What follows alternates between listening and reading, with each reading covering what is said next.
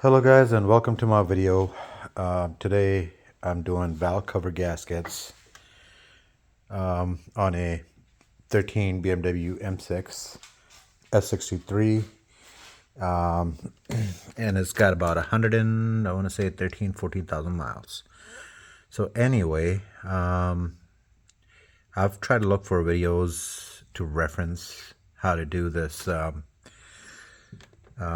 valve cover gaskets online, but it seems like there's no video, so I figured I'd make one so you guys, novice people that are like me, never done anything like this before, can do this work without guessing and trying to figure out if you're doing it right or wrong and stuff like that. Anyway, my gaskets were fine.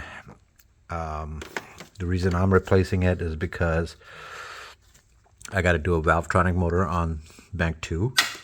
So I figured I might as well open up bank 1 because I had a leak in the valleys. The gaskets were done not that long ago. Anyway, so the BMW mechanic that actually did this work messed up on this one, and I had a leak. External leak, that too. So I basically took all the gaskets apart, found out that one of the gaskets that is for there it is, one of the gaskets that is for spark plug and injector section, which goes right in here, was cracked. Brand new gasket, that is. So you got to be really careful when you're putting these back. If you don't put it back right and you make a slight mistake, it'll pinch and it'll break off, and you'll never know it. You're going to put it back, and then later on you're going to realize, oh shit, I got an oil leak. So anyway, so the proper procedure, mine was new. I didn't have to do a lot of work. But when you take this gasket off, it's not that hard, again, to take off these valve covers. I'll kind of give you a small description so you know.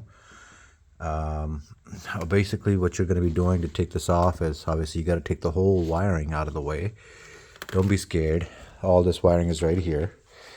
So when you're doing it, obviously you're going to have to take off this power wire going to the alternator, and then you're going to be taking off these screws right here, and then you're going to work your way from outside to in to take off these. So what you're going to do is start either way is fine. On the outside, you can start with this one.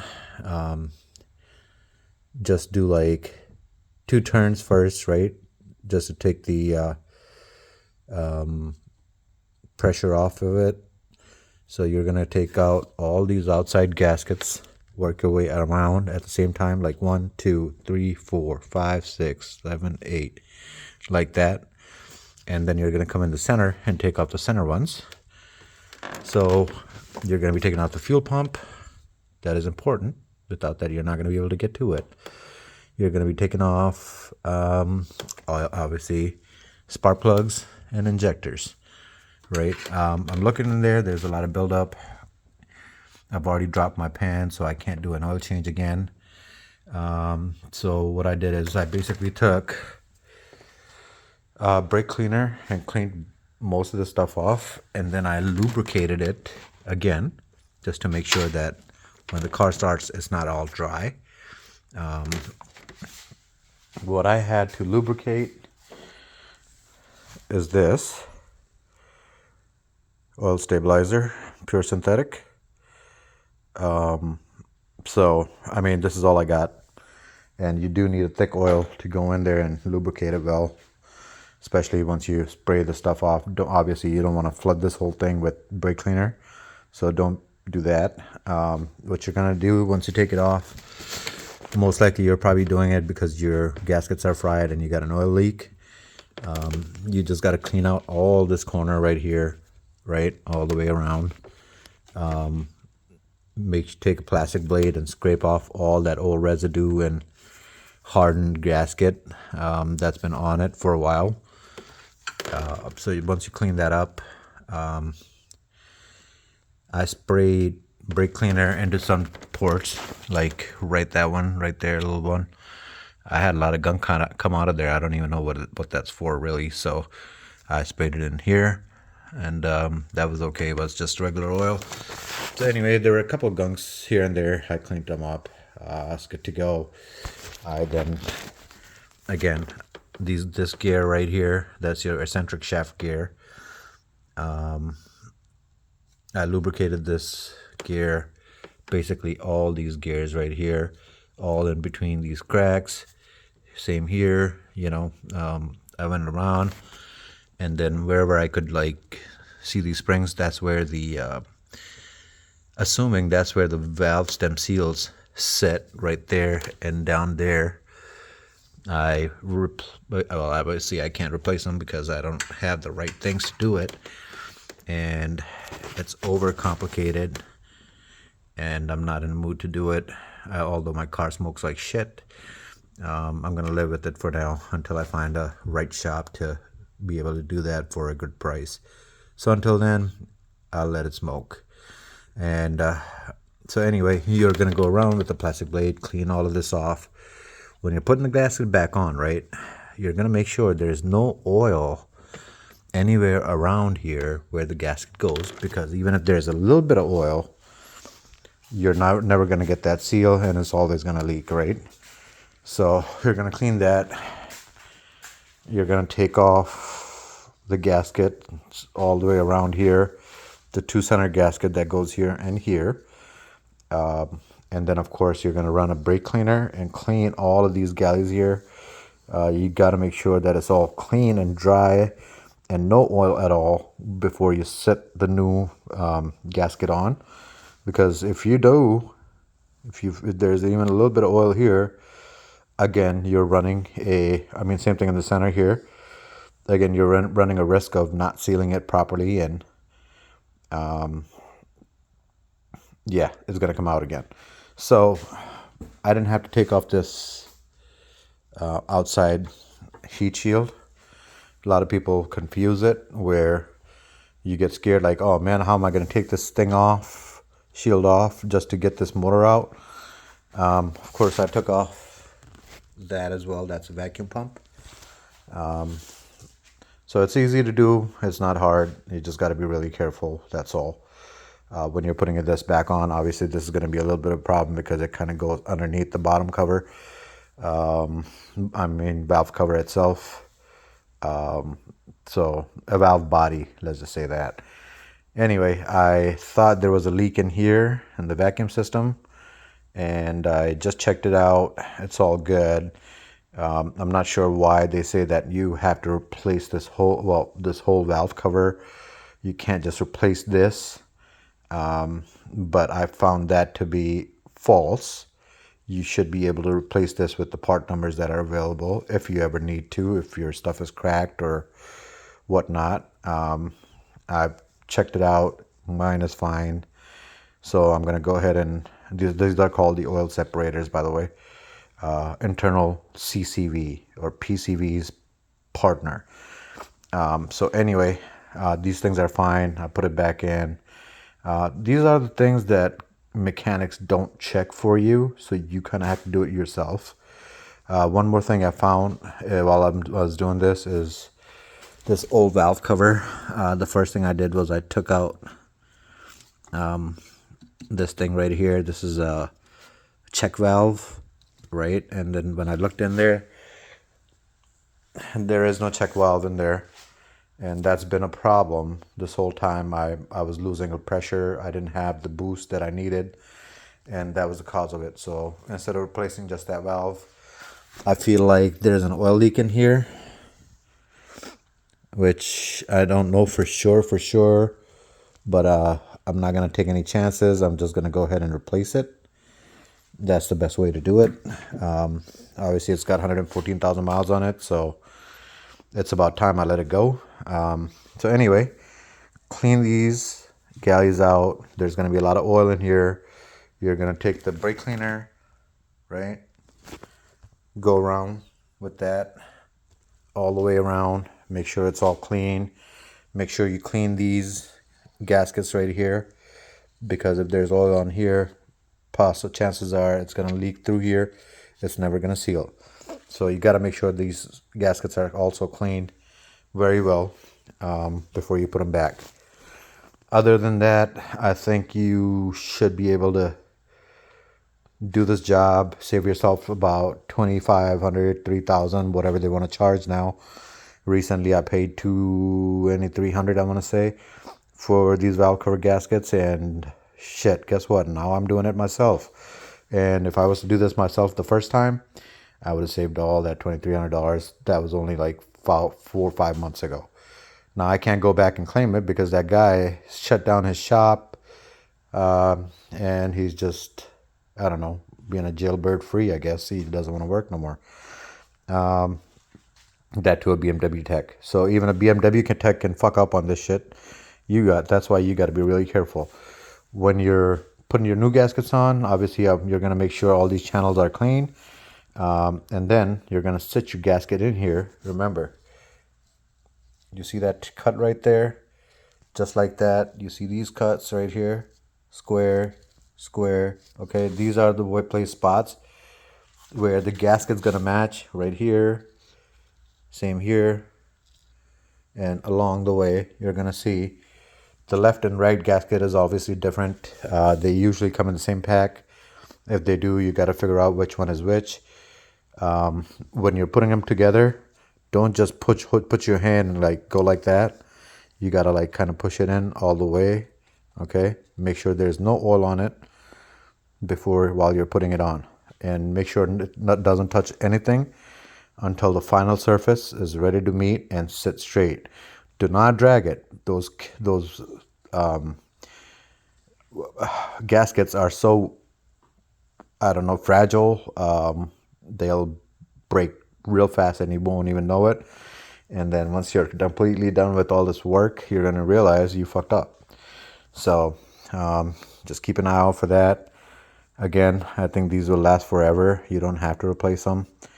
But if in case yours is cracked, I guess that would be a good time to kind of look for it and possibly find a gasket that goes for a 650i or any 50i basically, and replace it if you need to.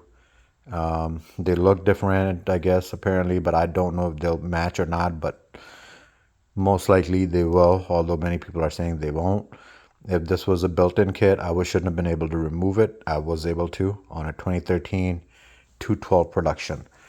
So there you go. That's a specific one for you. Many of them you can replace, but one of these ones, they say you have to get the whole valve cover. That is not the case. You should be able to find a match for it. Anyway, that being said, so basically all these nuts here, 1, 2, 3, 4, 5, 6, 7, 8, 9, 10, 11, 12, possibly 13. And then you got 14, 15, 16. 16 total screws to get this whole valve cover off. Again, like I said, there is this heat shield on the side. You don't have to take that heat shield off. When it sits right under the turbocharger, it makes it look like it's a part of the shield in the middle, but it's not. It comes off at the cover. Obviously, make sure like you number every one of these things, and then you should always make sure to mark which injector is coming out of which spot, right? So every time you take it out, you see I got them marked 1, 2, 3, 4, 5, 6, 7, 8, all in line. When you have it out, they look dirty. Cut out a bottle, spray some brake cleaner in there, and let them soak for probably about an hour, and all that stuff will come clean. So marking them, right, it starts with the passenger side, which is the right side. You're taking off 2 at a time. So this is how I mark them. 1, 2, 3, 4, same thing. 5, 6, 7, 8. That's how you want to mark them. So if you're doing both ends or just one end, because they have to go back in the spot they came out of, or else you're going to have problems when you're trying to start your car. It's not going to give out the proper amount of fuel that each cylinder needs at a certain time. Obviously, you're going to also need this. Okay, so if you're doing the job, this is a injector removal tool. I would make a video for it on it, but there's some videos that'll show you how to use this. One thing I've noticed with those videos is like they tell you to, first thing is you sit them down, you know, obviously lock them up and stuff like that. But before you lock them up, what you want to do is spin the top part, all right, all the way, seat it to the injector. Do not over tighten it, just hand tighten it. Same thing on that one, and then make sure that the bottom is turned in all the way down, right? Because when you're pulling the injector, you're going to be turning these, and then that's how the injector gets pulled while you're turning these. You know, whatever you're doing, 2 turns, then do 2 turns here, 2 turns here, 2 turns here, or 3, 3, 3, you know, something like that. That's how you take them out. You're going to need this tool to put them back in as well, the proper way. With the injectors, when you're removing them, one thing you want to make sure is like how they sit, right? And where they're facing for their wires. Right sides are always going to be facing on the right. Sorry, other way around. Left sides are going to be facing right. Right sides are going to be facing left. And when you're putting them in, you just got to make sure that they sit flush with the top of this. Or however yours are sitting, just make sure you seat them the same way. Other than that, I think you should be good. Hopefully this helps you guys out. I've had to make the video just because there's nothing out there on these s63s. My next project, like I said, is a valvetronic motor, which is over there. I don't know how the hell I'm going to get that thing out. Everyone's telling me I'm going to have to take the engine mounts off on this side, possibly jack it up another inch or two, and I should be able to remove it. But of course, before I do that, I have to take the valve cover off on this side. I got to check all the gears on the eccentric shaft to make sure that it's not the eccentric shaft gears that need to be replaced first before I replace the motor. Basically, you're saying like you got to check these gears, right, and make sure that they're all good before you replace the motor. I think there may be videos on how to replace the eccentric shaft out there, but there's like very comical and weird ways of doing it. So the right way I found out, even though your ChatGPT or anybody else will not say this, is you already know there's a 4mm bolt in the middle. You got to turn it all the way around to the clockwise, undo the bolts on each side, and then turn it counterclockwise and all the way out. Okay, when you turn it counterclockwise, it should slowly start coming out itself. When you're putting it back in, obviously you're going to have your valve cover off, right? So you're going to follow the procedure. You're going to first put it in. You're not going to force it in. You're going to turn the Allen key all the way to the right again until it obviously stops at a point, and then you're going to be able to nut them in. And then one more thing you're going to do is, while you're looking in here, you're going to go back all the way, then forward all the way, and then figure out where's the middle. And what you're going to do is you're going to put it in the middle, and that will be your final destination, final seat, before you close the cover back up. Then from there, the computer will automatically reverse it, rewind it, and forward it till it finds its right spot, and the system will take care of the rest. So remember, don't turn it all the way down or all the way up when you're done with it.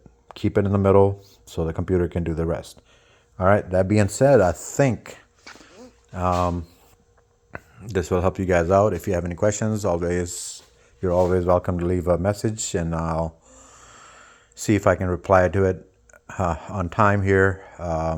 This is going on YouTube, but I do get to the videos once in a while. Hopefully it will be on time for you. Sometimes it may not be.